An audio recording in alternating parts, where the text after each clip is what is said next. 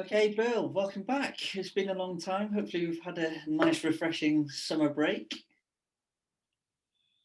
Yes, and now we're in lockdown and see what happens, and our life has been disrupted even more and more. Well, absolutely. Um, Obviously, yeah, you're in Wales, you're in your fire break, as they like to call it. Um, we'll see how that goes, I suppose. But yeah, our topics are becoming ever more prominent as the further this pandemic goes on. I think, and people are trying to figure out how to get out of it from a business context.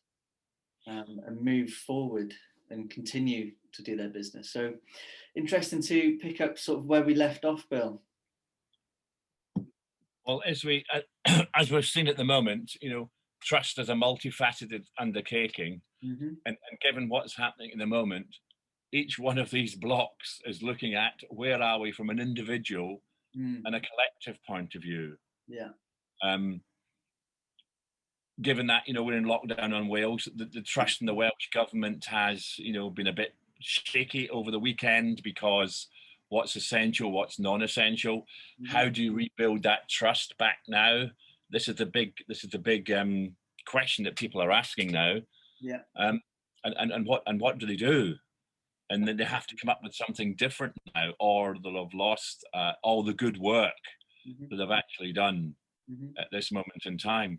Yeah, I think there's something there about the relationship between the English government and the Welsh government, the trust between the two, and then obviously the Welsh Assembly, sorry, need to look after the Welsh people. Hence, we're seeing different things going down in the two different countries. Yes, it's really interesting if you look at Westminster in the north of England. I think the trust thing is really interesting, but really important is a sense of place. Westminster is this overarching, lorry coming in, and actually the north thinks differently, and that's not been respected. That's not been understood. The same thing with England and Wales. Wales has got the Senate, and it's like we have to look after Wales. It's not that we don't like the English. It's by the way we have to look after where we are, and we're reflecting that in that country. So it's based on distrust in the workplace, as it says on the slide, is based on evidence or informed opinion. And it's like people are getting different opinions from. There's a multifarious opinion coming out at the moment. There's more than one opinion. So if it's informed by science, is that correct? Is it informed by the government? Is that correct? And you've got this tension going on. And who do we trust when someone says this is the best way forward? Absolutely. Yeah. So we'll go back onto our wonderful, matrix again. Yeah. And basically, we come on the side where it says the logical, logically and rationally, do I trust this? Is this what's going on? Is this organization, do I trust or distrust? So basically, from a big question, I don't trust the organization it's going on at this moment in time. Yeah. But if you look at the group and the individual, if I'm part of a group, so basically you could say, am I part of a local authority? That group may be an individual or a group. Yeah. I trust them. I trust the local authority, maybe the mayor, to do that. Yeah.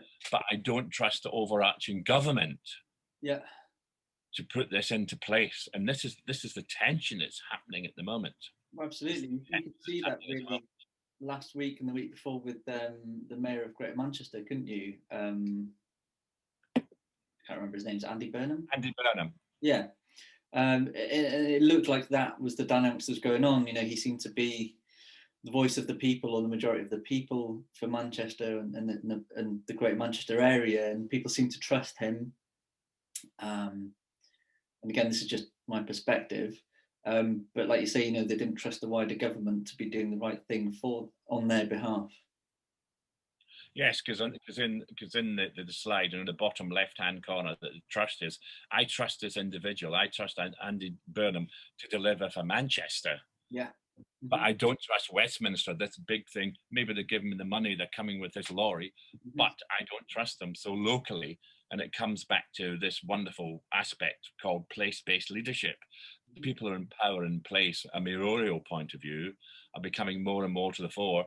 because they know locally what's going on. You have it in Liverpool as well. Hmm. You have it in the north in Burnley, and Newcastle the same thing. They're all coming out, joining up, saying, "Give us the infrastructure to deliver locally what you don't understand what's going on nationally." Hmm. Absolutely. And that's the way we have to go forward. Hmm. And it's about almost the big organization actually letting go of the power grab. It's about power and money at the moment. Hmm. And will you let me spend the money the way we think logically to identify the people locally? This is what's going on. Absolutely. And I think what's going on is a real good take a step back and take the COVID head off again, like we've discussed beforehand. It's an awful situation, but if you look at it objectively and analyze, how the government used the analogy, the government is a company, it's an organization, and the regional areas, this, say Greater Manchester is your R&D department, or what a sales marketing, whatever. You've got to give them the authority and delegate and empower them to do what they need to do that's right for them at that time, because they're living and breathing it. Whereas you at the head of the top of the pyramid, you may not see everything that's going on because you're so far removed, but you've got to trust the people that are in that place, like you've alluded to, that to lead effectively. And also, it's about, you might get this wrong, but it's okay to admit your mistakes. By the way, we're in a situation we've never been in before. There's going to be more than the question you're asking me. So please allow me to do it. Yes, you can go and have an inquiry later on what we have done right. But at this moment in time, please allow us to do this and see where it's going to take us. Absolutely. And because it is such a complex mess, arguably, there's no right or wrong. There's better or worse, isn't there? No. So we can go on to the next slide. Mm. So basically, this is coming down that anybody logically in the big organization, I can identify with a person, an individual or group, and I trust that person. So basically, the trust comes from the locality, and the logic and the trust comes from the locality and that. But I distrust the group, but I trust the individual, which is really interesting.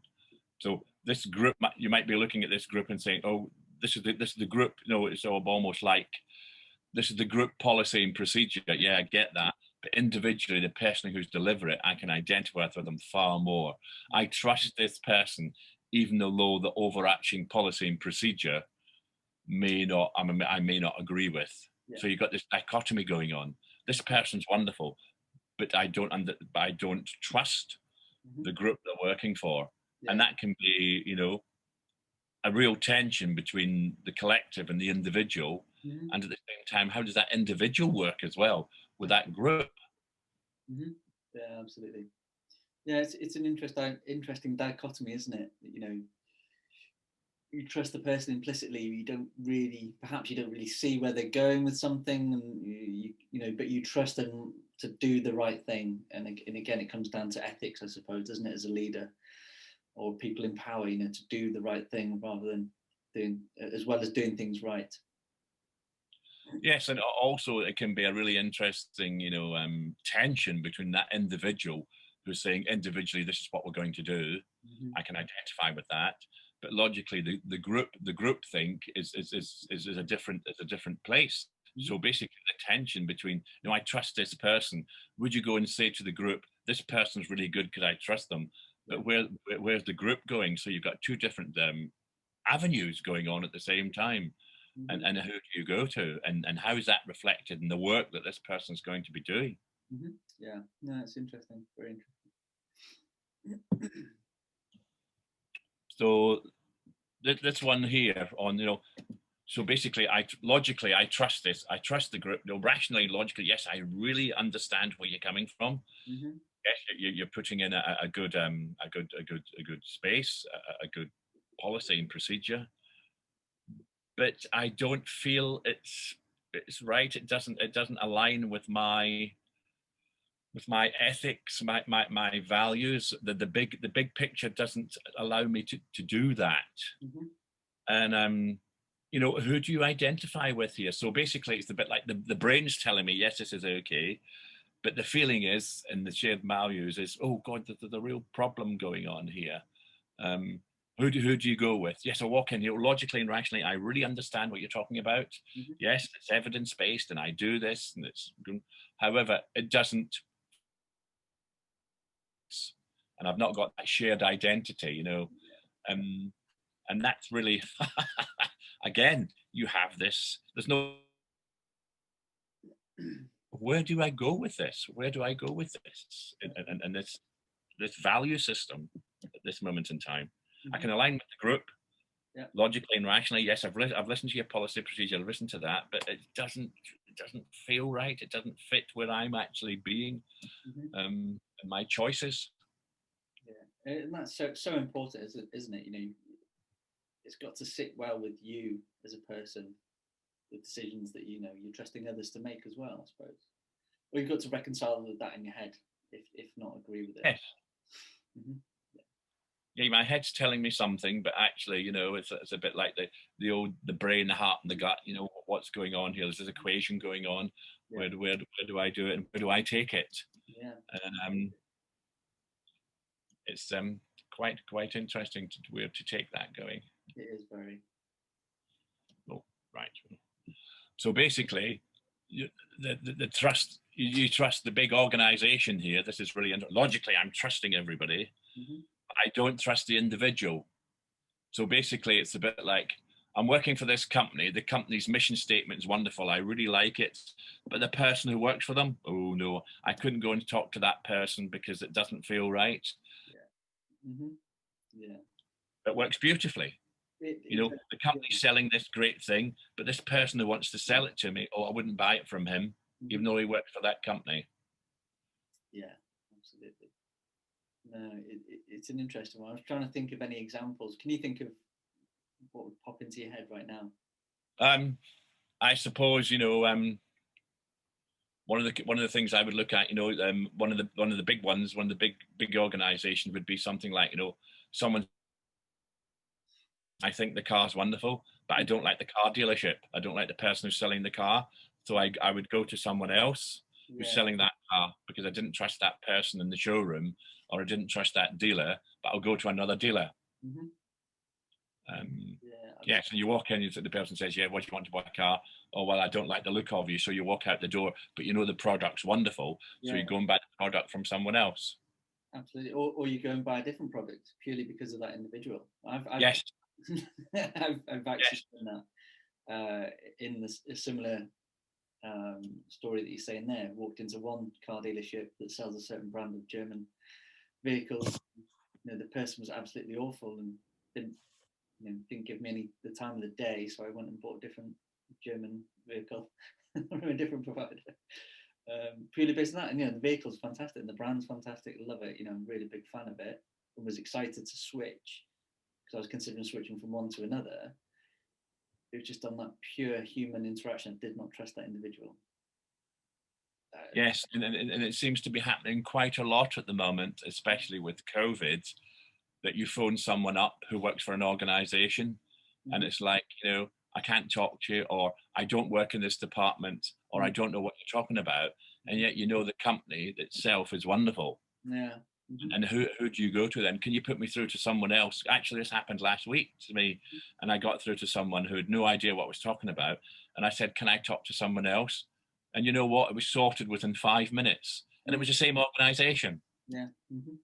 And some of the big companies at the moment, some of their customer service is really being, threatened because the value and behavior globally is wonderful from an organization point of view, but the individuals delivering are not delivering. So you're actually not saying, I need to talk to someone else. And that's a big issue at the moment. Or you want to go to someone senior in the company, and then you're asked all these questions. Why don't you trust me? That never comes up. It's like, you're not giving me the customer service I want. And companies need to look at this. If more people are going online, and you're on the phone, or you get to a call center or a contact center, which may be in this country or maybe somewhere else, and this is what's happening. So basically, if we're not going out to see anyone and everything's over phone or Zoom, you need to trust that person straight away, Yeah, because they're the face of the organization, the company. absolutely. One of the things I'm finding at the moment with a mobile phone provider that I use is authenticity. When you're speaking to these people, they clearly have a script and it's tailored to, Yes. how's your day going, blah, blah, blah. Like, there's no authentic, you can tell in the tone, there's no authenticity behind it.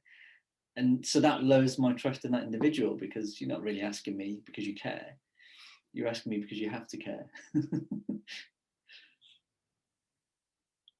And now, and also, one of the key things is that, do I trust this company? And therefore, what you've said is really interesting.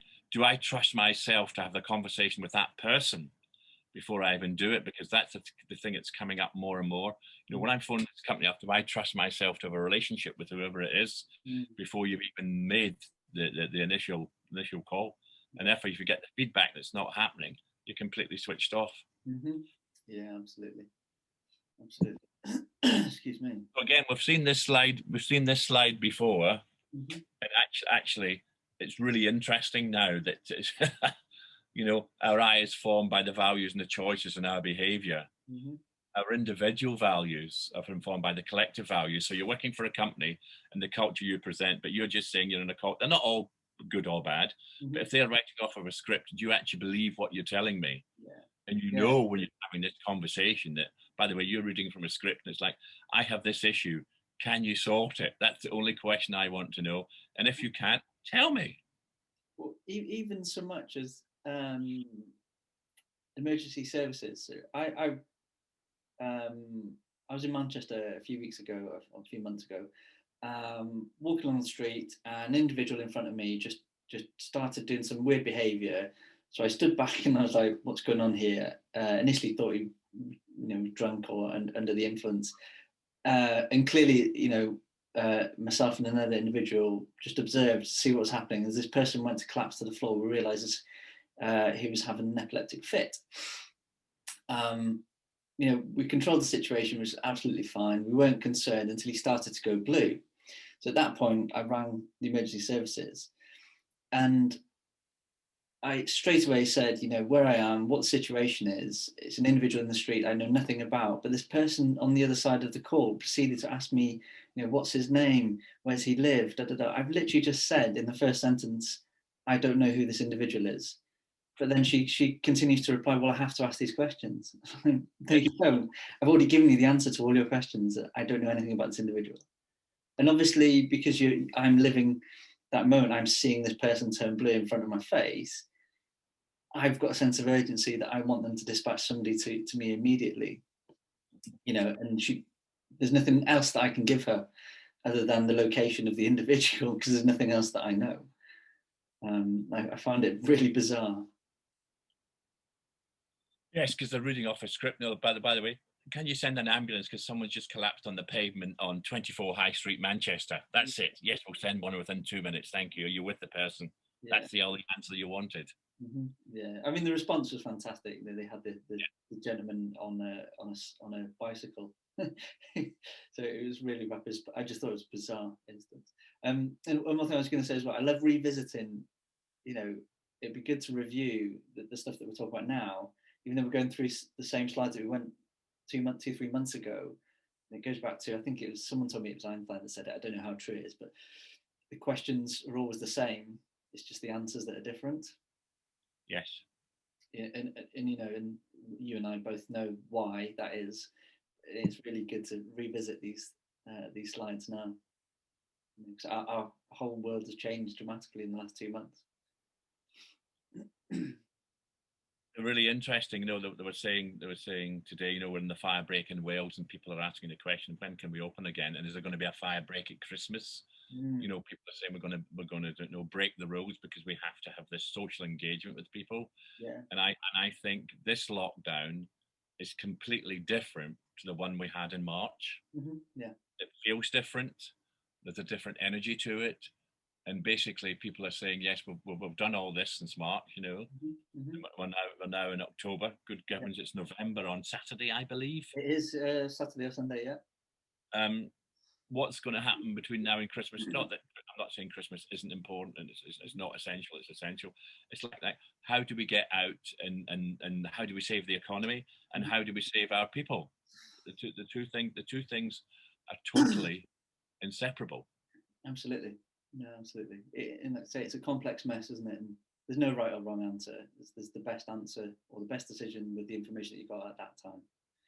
And we have to hopefully trust those in charge to make those decisions. Yes, because But what they said, March doesn't apply now. Everything's changed yet again. yeah, and it's so, we're looking at this from a business and corporate environment, but every single person in the world at the moment is going through this and can relate to this. Whereas perhaps if we were having this conversation 12 months ago, they wouldn't have been able to, perhaps because of their context, their environment, doesn't, it's not the same. But now everyone's going through this kind of stuff, and should be able to relate to it far easier than you and I talking to CEOs or senior leadership teams. And again, it's like, how are you today? How are you today? That's the question maybe we should ask, Well, every single day. Seize the day, because today is all we have. Absolutely. The past doesn't exist and the future doesn't exist. We're here now. So are you all right today? Yeah. Excellent. So thank you. Cool. I think that's a good place to finish this session on. It's been really good to catch up and revisit, like we said, the different environment that we're in than we were 3 months ago. It's been fantastic. And I look forward to the next one. Yes. Thank you for your time, Ashley. Thank you. Absolutely. Speak to you soon.